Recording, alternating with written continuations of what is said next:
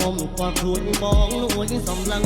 បើស្រស់យ៉ាងនឹងប្រងណាទ្រង់បានខកខ្មៅរលងរៀងស្រីបានដូចជាកល្យាននៅសង្ឃងមុំណែក្រមុំរូបស្រស់ឲ្យកំឡងបងការទុកធំបញ្ចោបញ្ចាច់ខ្ញុំអី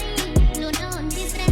ពេញវ័យត្រមុំគួចឬពេញគួចសមឬមិនសមតែតែខ្លួនខ្ញុំកុំចឹងនឹងអីណែកំឡងព្រឹកព្រៃកុំស្រដីខ្ញុំប្រាប់ឲ្យហើយតែចូលឆ្នាំបងចាំជួបស្រីរំវងឆ្នាំថ្មីដងដីល្វើ